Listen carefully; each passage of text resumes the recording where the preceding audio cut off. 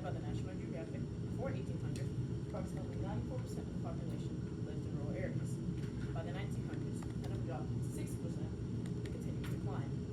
According to Ben Wolford, a 2026 AP seminar source, roads are a key part of life, signifying connection in space. These developments help move urbanization all over the world.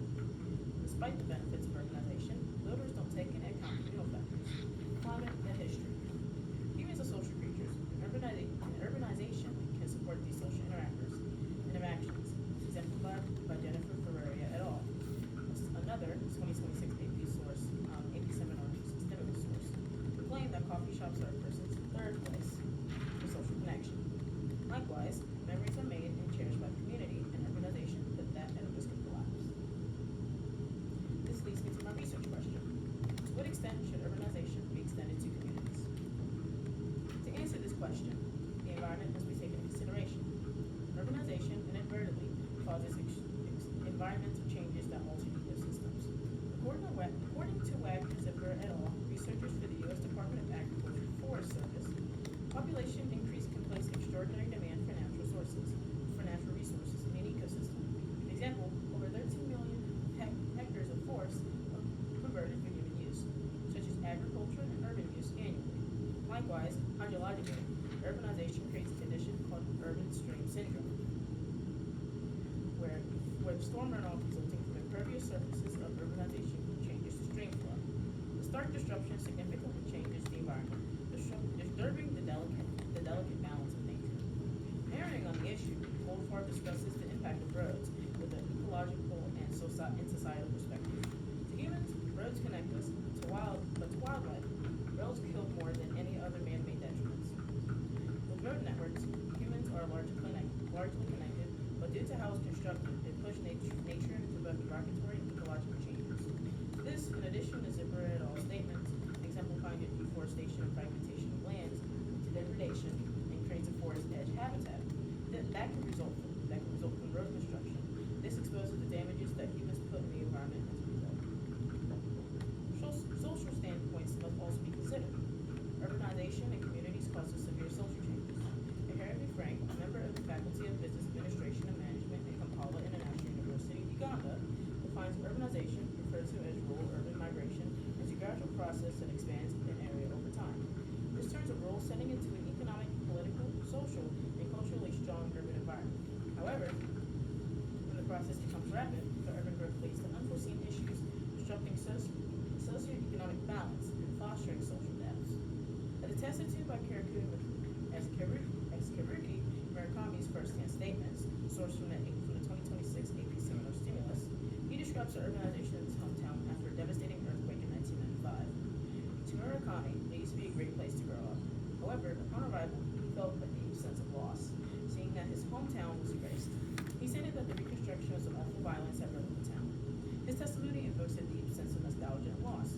Despite the town being destroyed, requiring rebuilding, it turned the once familiar streets into concrete slabs, and ultimately noting a great societal change, in not only the living condition, but its sense of community. The depths that urbanization can affect are very drastic. So on one end, it can save cities, but on the other, it can backfire on all major fronts. Even the avoidance of the modern changes seems sufficient, as it can slow down interchange and allow existing infrastructure to settle before doubling down. Despite these, urbanization is very under-researched. Other solutions, in the meantime, must be used to offer refuge. After recognizing the complexity of the issue, I developed two potential solutions. Firstly, government-run environment conservation agencies should consider specified policies, like China in the 1997 Farmland Requisition Compensation Balance Policy. Who et al., various professors across China, state that the policy aimed at the relocation of lands throughout China through equal means, relocating citizens from one location to another and replacing it with equal parts farmland. The policy compares land conversion with potential rural land savings from rural to urban migration. The policy also decreases the likelihood of food scarcity, increasing food security. Likelihood is a term used religiously, as this solution has deep limitations. Ripple effect. The ripple effect is a heavy factor in this policy, as studies assume the relocation can cause farmland to move from fertile coastland to less fertile northern regions. That can cause food security. Shipping from fertile lands and going to less bountiful land can drain the remaining nutrients in molds. These factors factors can cause environmental damage and ecological change as a result. Who et al. Offers a counter solution to mitigate these. Land relocation. By relocating migrants back to their original place of residence, the now lived and fertile lands can be reutilized for farmland. And by utilizing the Farmland Reclamation and Compensation Order, FRCB policies, housing prices can be lowered and urban land can rise to the balance. These bar graphs presented by Who et al. Representation of farmland change are a representation of farmland change, the potential yield from respective fields. The representation is aimed to highlight the following: farmland lost to built-up land, farmland lost to others, and farmland reclaimed. As shown, despite the reclamation shown in the first graph, the second graph presents the yield leaning towards built-up land, showing the disparities that the policy faces. The ripple effect. Since the list of limitations outweigh the implications, I developed a stronger solution. In Europe, as presented by Richard Dawson et al., writers affiliated with Newcastle University, spatial optimization techniques have significantly helped urbanization problems commonly found in traditional practices and can mitigate specific problems associated with such. These changes to infrastructure and practices, however, has a limitation as well. Previous research focused on optimal land use, but the studies have considered the real-world risks, such as climate change, heat waves, and flood risks. These pertain to how humanity and ecology can coexist under the same roof, but do not take into account how factors like climate can affect the environment. Spatial optimization techniques highlight problems seen in developed lands. For example, in Europe, the last decade has been focused on mitigation of emissions, notably the GHG emissions, as these are common among urban cities as they relate to lower energy usage. This form of practice also applies to related water distribution networks, transport networks, and land use planning applications. Focuses such as these allows for personalized examination of the space being used, thus providing clarity on both the development area and the people who live there.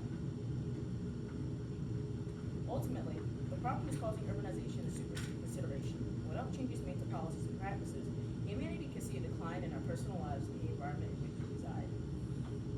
Evidence used to develop our argument came from these sources. Thank you for your time. Thank you very much. The first question is, how did you select the strategies you used to gather information or conduct research, and were they effective? Initially, I started with a broad research, and then I eventually narrowed down. Initially, I started with just basic Google searches, helping open up my perspectives, as searching in one location can normally lead to more narrow results and more biased results as a result. And this was really effective for me as it helped me discover the lenses I was going to dive into, such as the social and environmental lens that I did and that eventually diving into. And this also helped me connect ideas, as the broad search helped me find a lot of information that interconnected, allowing me to make this presentation. Thank you. And what advice would you have for other researchers who consider this topic? When considering this topic, I personally would have went with a more narrow topic.